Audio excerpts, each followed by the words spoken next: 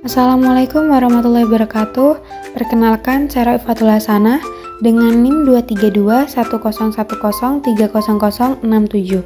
Di sini saya dari Prodi Manajemen Pendidikan Islam akan mereview jurnal untuk memenuhi tugas mata kuliah Manajemen Kurikulum dan Program Pendidikan yang diampu oleh Bapak Dr. Imron Fauzi MPDI. Jurnal yang akan saya review yaitu Jurnal Edukandum yang berjudul Peningkatan Kualitas Pendidikan Melalui Kurikulum di MTSN 1 Makassar dengan penulis yaitu Hafiluddin dan Wahyudin, tahun penerbitan yaitu 2023.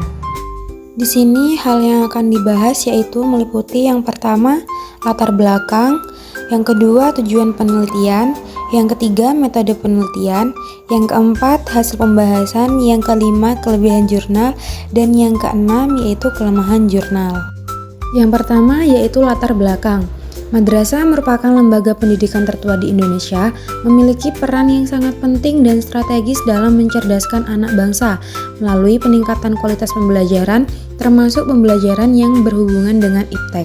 Pada saat ini, madrasah tidak hanya berorientasi pada peningkatan pembelajaran pendidikan agama saja, tetapi juga harus mampu memanfaatkan teknologi dalam proses pembelajaran dan penyelenggaraan pendidikan agar program peningkatan mutu madrasah dapat dilaksanakan lebih efektif, efisien dengan hasil yang optimal.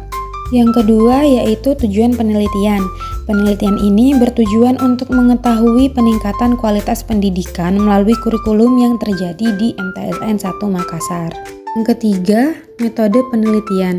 Metode penelitian ini menggunakan metode pendekatan kualitatif yang pengumpulan datanya melalui observasi, wawancara, dan telaah dokumen.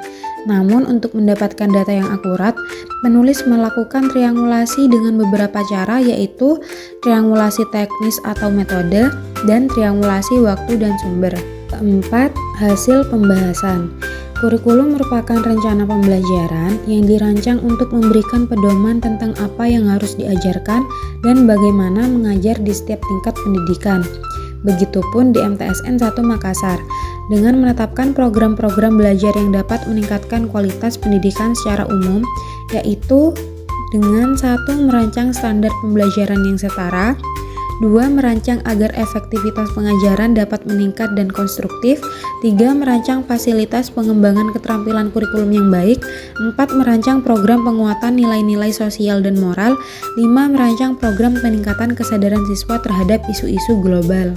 MTSN 1 Makassar menetapkan kurikulum berdasarkan dengan kebutuhan dan program pemerintah, seperti penetapan atau penggunaan kurikulum merdeka. Kurikulum Merdeka sendiri mulai diberlakukan di MTSN Makassar pada tahun ajaran 2022 atau 2023 dan dimulai di kelas 7. Kurikulum Merdeka memastikan bahwa setiap siswa di MTSN 1 Makassar mempelajari materi yang sama pada tingkat yang sama, sehingga memastikan setiap siswa mendapat kesempatan yang sama untuk belajar. Peningkatan kualitas pendidikan di MTSN 1 Makassar dilakukan dengan cara yang pertama yaitu menyediakan sarana prasarana yang baik. Yang kedua, mempersiapkan pelatihan dan pengembangan tenaga pendidik yang bertujuan untuk meningkatkan kemampuan belajar atau mengajar dan memberikan pengalaman belajar yang lebih baik bagi siswa. Yang ketiga, mengembangkan kurikulum yang disesuaikan dengan kebutuhan siswa dan perkembangan iptek. Yang keempat, aktif melibatkan orang tua dan masyarakat untuk memberikan dukungan dan memotivasi siswa belajar dengan baik. Yang kelima, memacu minat belajar siswa dengan memberikan pembelajaran yang menarik dan relevan agar membantu siswa untuk lebih bersemangat dalam belajar. Selanjutnya yang kelima yaitu kelebihan penelitian. Penelitian ini menggunakan metode penelitian kualitatif sehingga data yang didapatkan sangat mendalam. Tidak hanya itu, penelitian ini juga menggunakan metode observasi, wawancara, dan dokumenter yang dapat memudahkan peneliti untuk mendapatkan informasi terkait penelitian yang diteliti. Kekuatan dalam penelitian ini adalah rinci dan akurat, karena penelitian ini juga menggunakan kegiatan triangulasi untuk mengetahui apakah data yang diberikan oleh sekolah merupakan fakta atau bukan. Yang terakhir yaitu kelemahan penelitian. Dalam setiap kelebihan tentunya ada kelemahan.